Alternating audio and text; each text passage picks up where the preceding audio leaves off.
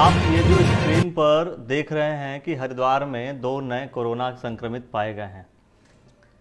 हरिद्वार में अब 2 कोरोना संक्रमित पाए जाने की वजह से टोटल संख्या हो गई है 7। उत्तराखंड में 40 से बढ़कर हो गए हैं 42। पहली बार में आवाज़ नहीं आ रही थी, दूसरी बार में हमने आवाज़ सही करी। अब ये वास्तव में अब हमारे लिए सोचने का विषय है कि अगर हम सोशल डिस्टेंसिंग फॉलो नहीं करेंगे तो वास्तव में हमारे लिए खतरा बढ़ता चला जाएगा। उत्तराखंड में कुछ टाइम तक कोई भी केसेस नहीं आ रहे थे। मान लीजिए अभी कुछ टाइम पहले 5 केसेस आए हैं।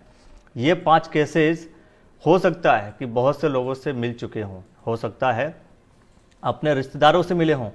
तो यकीन मानिए अब क्या होगा कि वो रिश्तेदार अगर कुछ और किसी और व्यक्ति से मिला होगा तो उनको भी कोरोना संक्रमण के चांसेस हैं। इसीलिए भारत सरकार और प्रशासन बार बार कह रही है कि आप लोग कृपया करके लॉकडाउन का पूर्ण पालन करें।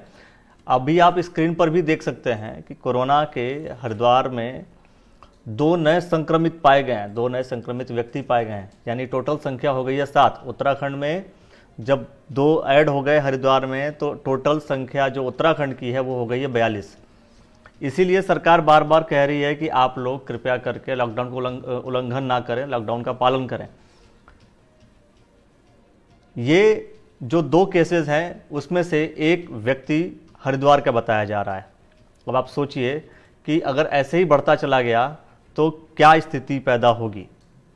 और एक व्यक्ति जो कोरोना से संक्रमित है वो उसका रिश्तेदार भी कोरोना से संक्रमित था। यानी कि अगर कोई कोरोना से संक्रमित कोई व्यक्ति है उसके पास अगर आप जाते हैं तो आप भी कोरोना संक्रमण लेकर के आ रहे हैं और आप अपने परिवार में जा रहे हैं तो आपका परिवार भी कई लोगों से संक्रमित हो सकता है, आपसे वो परिवार संक्रमित हो सकता है। वास्तव में हमें संभल कर चलने की आवश्यकता है। बार बार सोशल मीडिया पर, टेलीविज़न पर, रेडियो के माध्यम से, अखबारों के माध्यम से सरकारें और प्रशासन, हर तरीके समाजसेवी भी आपके सामने आ रहे हैं और बार बार एक ही चीज़ कह रहे हैं कि कृपया करके आप लोग हमें सोशल डिस्टेंसिंग का फॉलो करें। सोशल डिस्टेंसिंग फॉलो करेंगे तो आप बीमारियों से दूर रहेंगे।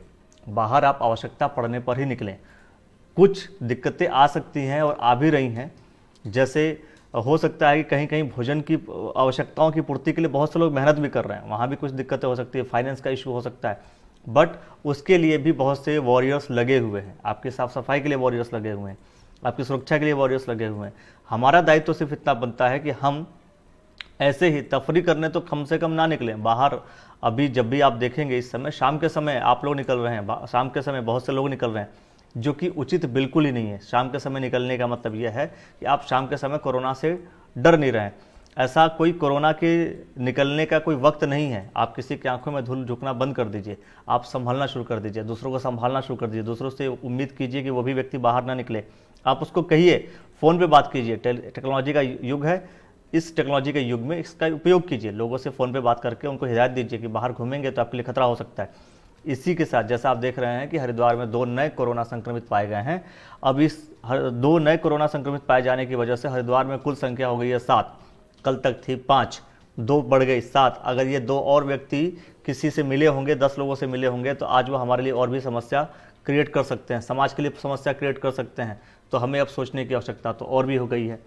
तो अब जो है उत्तराखंड में टोटल संख्या हो गई है 42। तो मेरा सिर्फ आप लोगों से यही अनुरोध है कि कोरोना संक्रमण बढ़ाने की बजाय इसको आप बचाएं।